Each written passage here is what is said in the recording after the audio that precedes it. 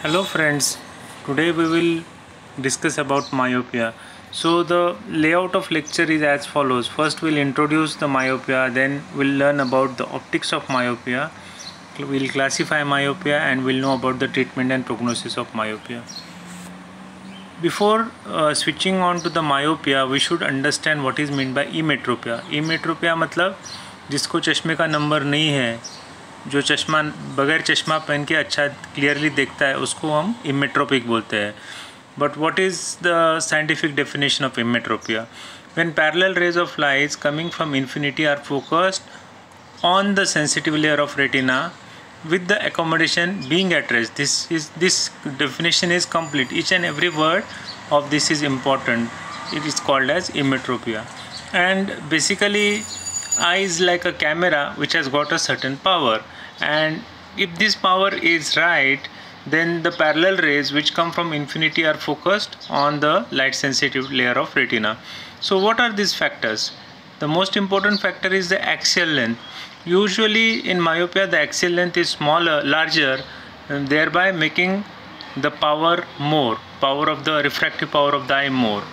Then anterior chamber depth and corneal curvature. So these are the three components that are important to maintain emetropization. So what is emetropia? Emetropia is exactly opposite of emetropia.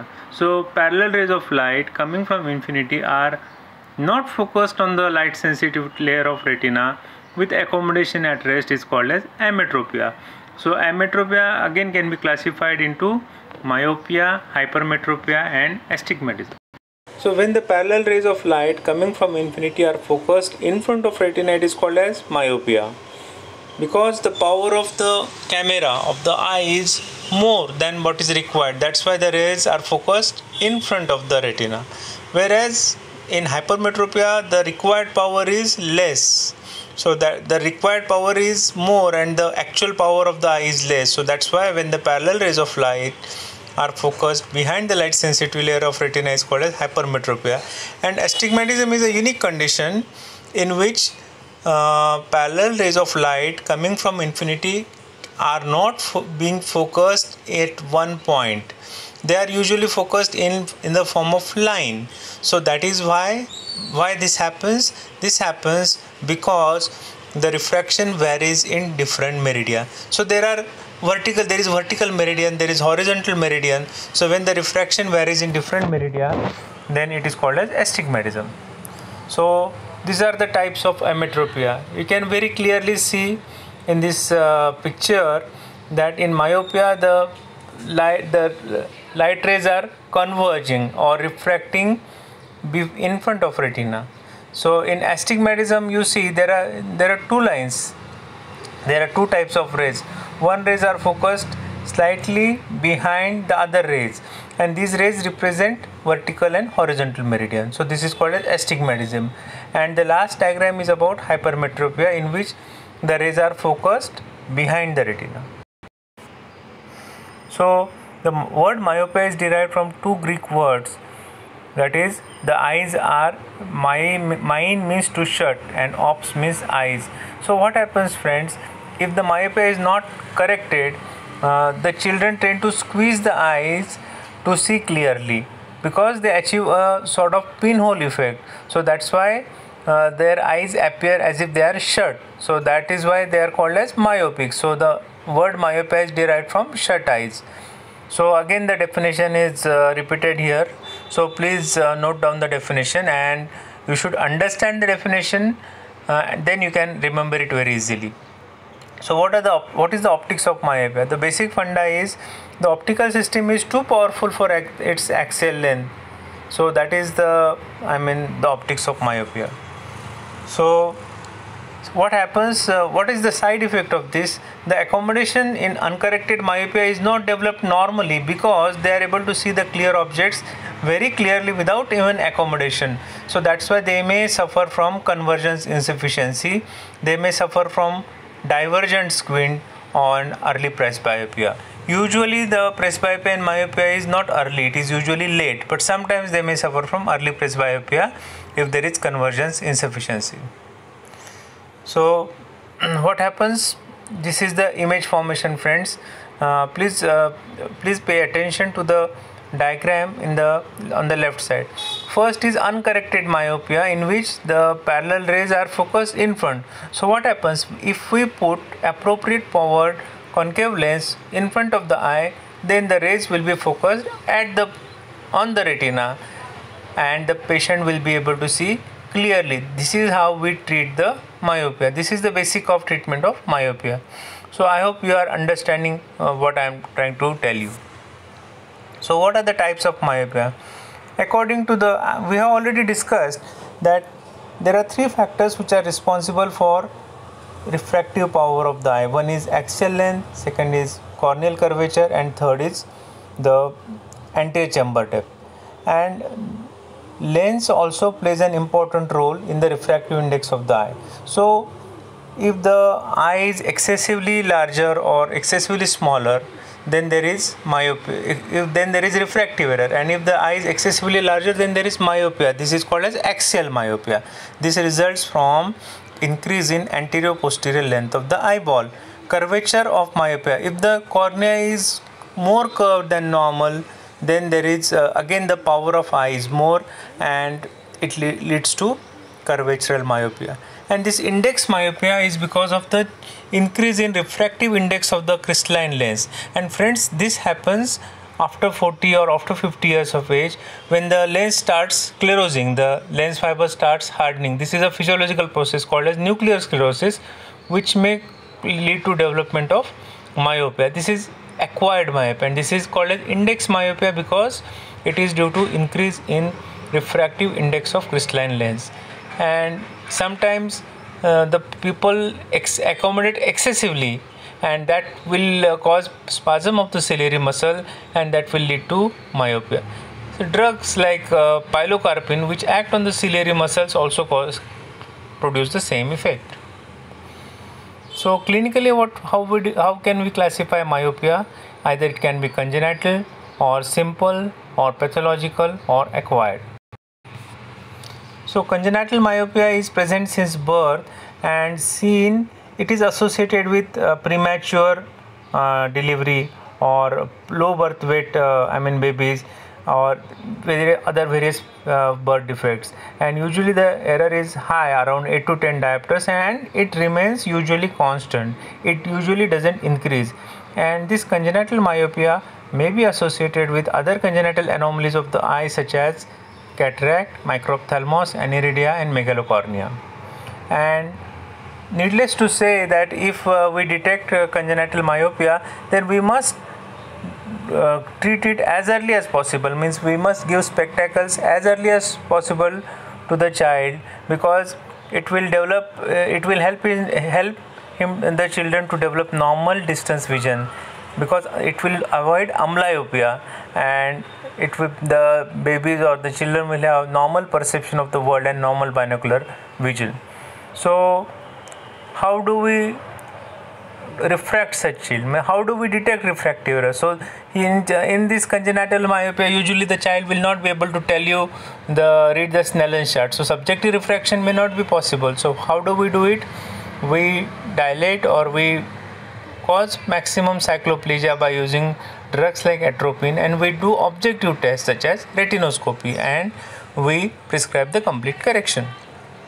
Simple myopia is the commonest refractive error which is found in children. Usually the parents of the child come to us saying that कि वो बराबर पढ़ता नहीं है, book से copy नहीं करता है, उसको बैक बेंच से दिखता नहीं है. So these are the normal complaints that the child will have, and usually this starts when the child starts going to the school, maybe at the age of 7 or 8 years, and it is called a school myopia, and it is usually physiological. It is not associated with any disease of the eye.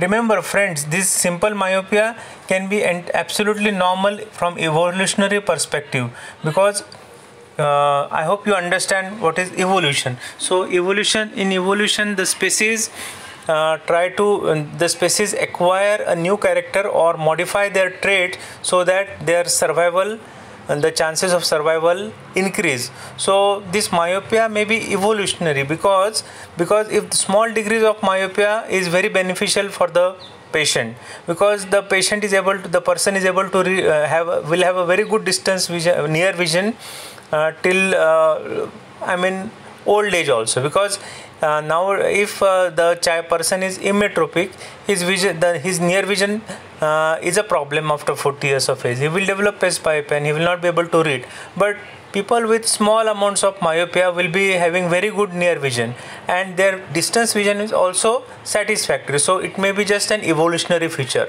So it is a physiological error not associated with any disease of the eye, and it results from normal biological variation in the development of the eye. So it could be because of physiological variation in the axial length of the eyeball or corneal curvature. There is a theory of excessive near work, means if nowadays we are working excessively, we are working, our style of work or the children's style of work has changed. In the olden days, the children used to have a lot of outdoor activities. They used to play outdoors for long periods of time. The study pressure was less. But now they are excessively into reading. Then there is a lot of screen time on mobile, computer, and they are also watching TVs. So this excessive near work somehow may stimulate the accommodation, and it may cause increase in axial length than normal. So this may also cause myopia, and we don't know what is the role of diet in the causation of myopia. So what are the clinical features? There is a poor vision for distance. I have already described how the children present, and there may be eye strain because of the dissociation between convergence and accommodation, and rarely they may develop convergence weakness, and they may develop divergent squint. And there is always a change in psychological outlook, because the child will start becoming more and more introvert. He will be reading books, and he will not be playing. He will not be interacting with the other children because of deficient or reduced distance vision. So approximately, if the myopia is -1 diopter, then visual acuity is 6/18, and as the error increases, the unaided visual acuity reduces. This is a chart of unaided visual acuity. Of course, with correction, the vision should be 6/6. So the eyes in myopia are large and prominent, and the anterior chamber is slightly deep than normal. And usually it is a simple myopia, so the fundus examination is normal. Sometimes we can see a temporal myopic crescent, and usually the error doesn't exceed 6 to 8 diopters. How do we diagnose? We can do objective tests such as retinoscopy or autorefractometer to measure the amount of refractive error, and then we can check on we can put trial frame on the patient's eye, and we can just check the visual acuity and apply the appropriate amount of correction, and again check the visual acuity. He will be able to read 6/6 with the exact with his glasses. So that is how we come to know that it is simple myopia, and that is the power of glasses that we prescribe to the patient. So this process is called as subjective refraction. So in order to check for the glasses, there are two types of refractions. One is objective and one is subjective. So objective means we do retinoscopy or we do autorefractometry, and subjective means we put the reading which we have gathered on objective refraction on patient's eyes, and then we just reduce or increase the amount of glasses till the patient sees clearly. So this is how we check the glasses. So that was simple myopia. So what is meant by pathological myopia? Pathological means there is some pathology, कुछ गड़बड़ है. So usually this pathology is in retina. So pathological myopia is a rapidly progressive error, refractive error resulting in high myopia, usually apparent during first decade of life. We don't know the exact cause of pathological myopia, but definitely there is a role of hereditary. The genetic factors play a major role, and this pathological myopia, as friends characterize, what is the pathology? The pathology is increased axial length, then there are degenerative changes in the retina and vitreous, and there are complications also. And this inheritance can be varied. It can be autosomal dominant, also autosomal recessive, or it could be X-linked. So what happens basically, there is excessive growth of the retina. It leads to stretching of the sclera, it leads to increased axial length, and it causes degenerative changes in the choroid, retina and vitreous, which may cause complications. So again, the symptoms, initially the patient will come with the defective vision, defective distance vision, and sometimes the patient in the initial presentation will see that मुझे आँख के सामने ऐसे मच्छर दिखाई देते हैं. I see some small opacities in front of my eyes, worm-like opacities, especially against bright background. So these opacities are called as musky volitants, and these are because of some particles or some cells in the vitreous humor. And the patient may say that the vision in the night is less. The patient may have night blindness. So what are the signs? The eyes look really prominent here, more prominent than the simple myopia, and sometimes we may wonder that there is some proptosis or exophthalmos which is not there, and the cornea is large, the antechamber is deep, the pupils are also larger, and the refractive error, initially it may be around 4 diopters, or it may increase and it may go beyond 10, or sometimes it reaches 20 diopters also. So what are the retinal changes? The optic difference is large and pale, and at the temporal edge a characteristic myopic crescent is present, and there are degenerative changes in the retina and choroid also, leading to some color changes in retina. The retina doesn't look normal in color. There is some color changes in retina. These changes are called as tigroid appearance, and this is because of attenuation. Attenuation means reduction in size or function or pigmentation of retinal pigment epithelium, and we can see the underlying choroidal vessels. Foster-Fuchs spots may be present at macula, and what Foster-Fuchs spot is nothing but it's a raised circular pigmented lesion which develops after subretinal hemorrhage. What happens in pathological myopia, friends, that the choroidal vessels may grow into the retina by piercing the Bruch's membrane, and these vessels may sometimes bleed, leading to a subretinal hemorrhage, and once the hemorrhage absorbs, then it may form a scar, and this scar is nothing but Foster-Fuchs spot.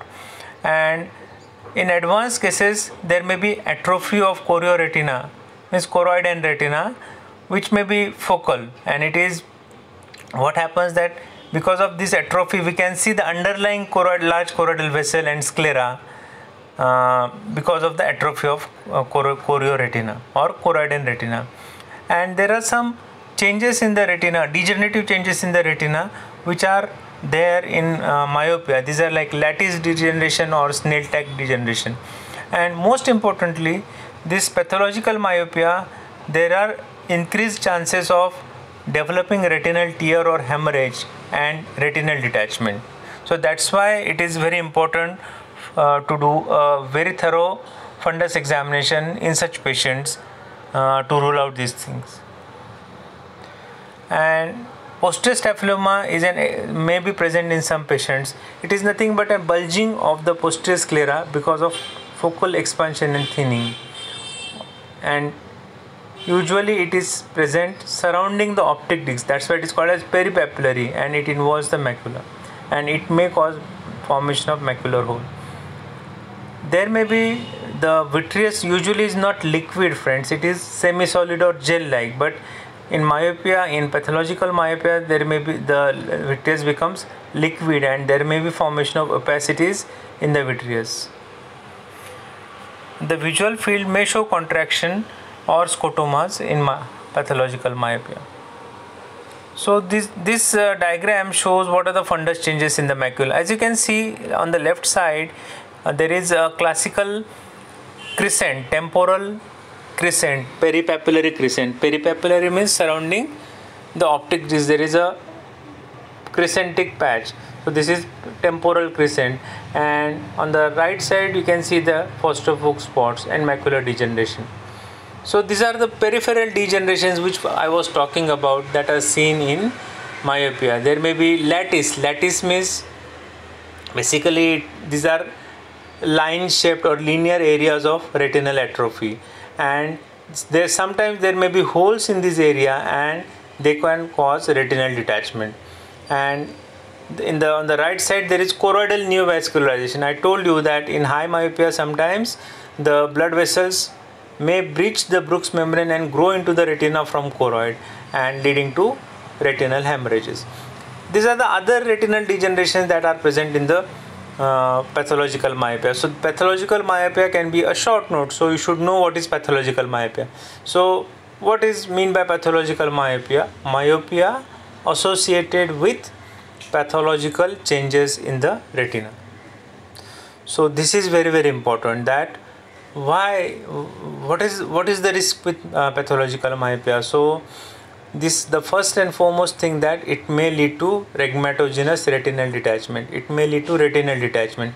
So retinal detachment means separation of the inner and outer layers of retina, or separation of the sensory retina from the retinal pigment epithelium, and there is usually accumulation of fluid in between these two parts, and this leads to retinal atrophy because the sensory retina doesn't derive nutrition from the retinal pigment epithelial cells, and the patient loses the vision. So that's why it is a very drastic condition. So what happens, friends? I just want to tell you how does it happen, this retinal detachment. Usually there is an event called as posterior vitreous detachment. Means usually the vitreous is, the inner surface of vitreous is attached to the retina in the childhood and in the adulthood, or in the young adulthood. But at some point of time, the vitreous, because of degenerative changes in the vitreous gets separated from the retina. So this is a normal process. This is called as posterior vitreous detachment. But in case of this high myopia, see this there are some there are some points like lattice or around the disc where this this vitreous is very firmly adhered to the retina. And in myopia, in a pathological myopia, what happens, that when the vitreous separates from the retina, at these points it creates pull on retina, and because the retina is weak, or because there are degenerative changes in the retina, this retina gets torn and there is formation of retinal tears, and these retinal tears will lead to retinal detachment. So that is the risk with pathological myopia. And what are the warning signs? So a patient usually complains of floaters, sudden onset of floaters in one of the eye. So huge number of black spots, then there may be flashes, or there may be scotoma. So these are the red flags, friends. If these are present, then we must do the indirect ophthalmoscopy immediately, and we should try to find out whether there is any tear or hole present in the retina, which we can laser it, and by which we can try to avoid the detachment. But if the detachment occurs, then the patient has to undergo surgery, detachment surgery. So that is why you should always ask any person with refractive error history of floaters. Sudden onset of floaters is very, very important. And if the patient says floaters, then refer him to ophthalmologist for complete dilated fundus examination. And there are the other complications also of pathological myopia, like choroidal hemorrhage. I told you that the choroidal blood vessels may breach the Bruch's membrane and grow into the retina, leading to choroidal subretinal hemorrhage. Then there may be vitreous hemorrhage. This primary open angle glaucoma, it is an association. We don't know the exact mechanism, but patients with pathological myopia may have an increased incidence of primary open angle glaucoma. So these are some of the systemic associations of high myopia. Usually these are the syndromes like Down syndrome or Marfan syndrome or prematurity. Always we have to ask the history of perinatal history in patients, in a child presenting with myopia. What was the birth weight? What was the mode of delivery? Was it on time, or was it a term delivery, or was it a preterm delivery? So till this point we have seen the congenital or normal congenital myopia, or myopia because of no other conditions, means because it is an inherent thing, but certain eye diseases also can cause myopia. So this is called as acquired myopia. So I have already explained what is index myopia. In nuclear sclerosis, there is hardening of the nuclear fibers in the center of the nucleus, or and this will lead to increased refractive error of the eye, increased refractive index of the lens, and increased refractive error of the eye, and this will lead to index myopia. So this is a sign of cataract, nuclear cataract, friends, because for example, a person says that at the age of 50 or 60, the person comes to you and says that before that I was using reading glasses, but I don't need reading glasses anymore, but now my distance vision is affected somehow. So this is a classical description of nuclear sclerosis and nuclear cataract. This is also called as second sight. Diabetes also plays with the water content of the lens, and uncontrolled diabetes, there are changes in the water content of the lens, and that also changes the refractive error. And increase in corneal curvature because of corneal diseases like keratoconus also cause myopia. And positional myopia, subluxation or dislocation of lens, like in Marfan syndrome, because of the subluxation of the lens, the refractive power of the lens changes, and this leads to positional myopia. So these are the causes of acquired myopia. Then if we are surgically overcorrecting hypermetropia, or if we are in cataract patient, if we are putting high power lens than what is required, then it also causes myopia. And pseudomyopia is also called as artificial myopia. It is because of excessive accommodation and spasm of accommodation. And this condition sometimes we see in practice, in which usually children come to us saying that I am having headache and astronomic syndrome symptoms, and I cannot see the distant and near objects clearly. And in such patients, if we do just undilated refraction, we'll see that the child is taking -2, -3 lens. But if we dilate, then we don't find any refractive error. So this is because of the accommodation spasm, or spasm of accommodation, excessive accommodation. So in such patients, what we do is we don't give glasses on the basis of subjective refraction. We do dilated or cycloplegic refraction, and we see sometimes they may have hypermetropia. So that is the thing. And because to compensate for the small amount of hypermetropia, the ciliary body goes in the spasm and it produces myopia. So in the night also, in dark conditions, we become slightly myopic. So that is called as night myopia. Drugs such as pilocarpine. What it does, it causes spasm of the ciliary muscle and it causes myopia. So myopia also can be classified according to the severity, friends, like very low myopia, less than 1 diopter, then low myopia 1 to 3 diopter, medium 3 to 6, high 6 to 10, and very high above 10 diopter. So the most important treatment of myopia is glasses. And which glasses? Minus or concave glasses. And there are other treatments like surgery or general measures or visual hygiene and low vision aids. So what we should do in glasses, basically we prescribe appropriate powered concave lens and minimum acceptance providing maximum vision. So what is the meaning of this statement? It is very simple thing, that we should not overcorrect myopia.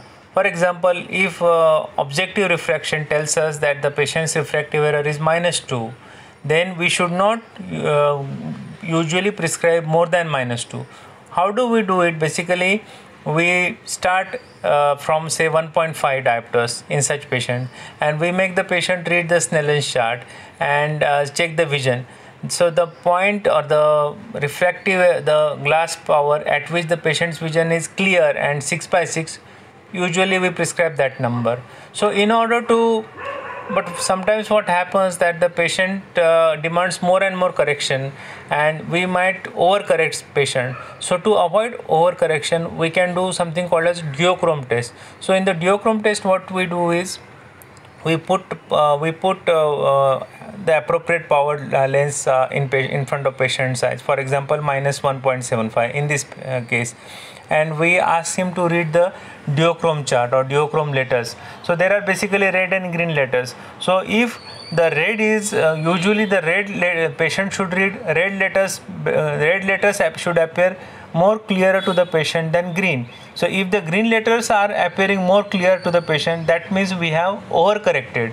So then we should not prescribe that number. We should prescribe a power below that power. So we should not overcorrect myopia, because if we overcorrect myopia, then the patient will have problem in the near vision. Patient will have to exert more accommodation than required to read, and this will cause asthenopic symptoms like headache. So what are the guidelines for correcting low degree of myopia up to 6 diopters? The children younger than 8 years should be fully corrected and instructed to use their glasses constantly. And usually adults younger than 30 years accept the full correction, and older adults may not tolerate full correction because if they have not worn glasses before. So we should give less than full correction which the patient accepts, or which the patient is comfortable. So in high myopia usually we undercorrect, because this undercorrection the patient is more comfortable. That is a compromise between, there should be a compromise between comfort and clarity. Sometimes clarity needs to be slightly compromised for subjective comfort of the patient. So if we overcorrect, or if we give full correction, then everything will appear excessively bright and small to the patient. So undercorrection is always better to avoid the problem of near vision and magnification of image. So concave lenses can be either prescribed. Most common way is by spectacles, and sometimes we use contact lenses also. So there are various surgeries in myopia. So the initial surgery was radial keratotomy, in which we used to make deep incisions in the peripheral cornea, leaving about 4 mm of central optical zone. And the principle of the surgery was, because we used to make incisions, when the cornea used to heal, it used to flatten the central cornea, and it used to reduce the refractive power. So that is radial keratotomy. That was the first surgery for myopia, which was performed say 20 or 30 years back. But it has got various side effects, like it makes the eye weaker and it is unpredictable, and the patient may develop hypermetropia in the later ages, and it is difficult to do and challenging to do cataract surgery subsequently in such patients. So that's why nowadays we don't do radial keratotomy. So what we do is we do laser. So LASIK, everybody must have heard about LASIK. So what is LASIK? Is the most frequent performed refractive procedure which can correct myopia up to -10 diopters. So what is the full form of LASIK? Laser in situ keratomiliosis. So what we do here is we raise a flap of cornea by using keratotome, and we apply laser on the bed of the cornea, and once we apply the laser, it flattens the cornea in that part, and then we just reposit this flap again. So this is called as laser in situ keratomiliosis. So you must ask, why do we need to raise the flap? Because if we don't, if we apply the laser direct, the laser cannot penetrate the epithelium, and if we apply directly, if we in certain procedures, what we do is initial photorefractive keratotomy, in which we remove the epithelium and we can apply the laser directly over the epithelium, but it damages the epithelium and the patient's recovery is not as dramatic as LASIK. Patient may have glare and other problems, so we prefer LASIK or laser in situ keratomyosis. There are various variants of LASIK, friend, like waveform LASIK or smile LASIK and so on. So basic funda is same. We just raise the epithelium and we raise the flap and then we apply laser. Patients with myopia, we should always counsel to have them balanced diet rich in vitamins and proteins, because there is a risk of retinal hemorrhage. So this might be because of oxidative damage or damage because of free oxygen radicals. So antioxidants, like diet rich in antioxidants may prevent that. So we should counsel the patients to have balanced diet rich in vitamins and proteins, and we should also teach them the signs of retinal problem, to how to recognize the signs of retinal problem. Like, so we should counsel them about reporting, early reporting of symptoms like floaters, flashes, or scotoma, that is curtain in front of the eye. And to avoid asthenopathic symptoms, these are very important things which are frequently overlooked, that the illumination should be adequate during close work and the clarity of print should be good to avoid undue ocular fatigue. And in patients in which there is retinal damage, so useful vision cannot be obtained with spectacles, and so in such patients we prescribe something called special aids called as low vision aids. So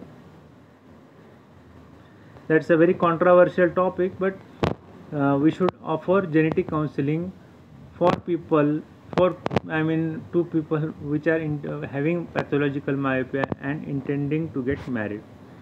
So what is the prognosis?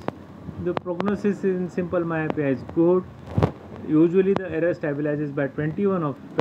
So LASIK is performed after 21 and error doesn't progress beyond 6 to 8 diopters. And in pathological myopia, there is always a risk of retinal detachment and other complications. Thank you, friends, for your patient listening, and if you have any doubt, you are always free to ask me. I request all of you to view this video in toto on YouTube. Please don't just view the first 5 minutes and sign off. Please view the video completely and leave the comments with your roll number at the end. Thank you so much.